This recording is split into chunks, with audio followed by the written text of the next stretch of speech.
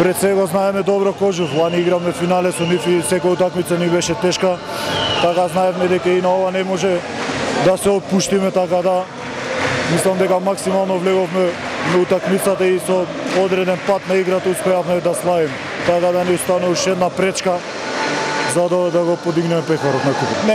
Не гледам на тоа кој би дошол, мислам дека треба максимално со секој да влеземе, дали Лили Куманово да си го одработиме на нашето, па купот се знае дека може и пресврти, ама се надеваме да не го изненадуваме.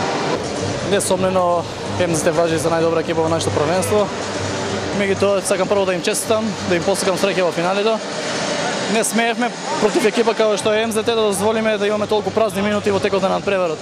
Знаеме за какви играчи станува збор, ако му оставиш малку простор, веднаш разликата иде горе, после постанува само да бркаме и да стигаме. Мораме да играме како последните 10 минути во текот на цел надпревар, ако сакаме да имаме некакви шанси против МЗТ.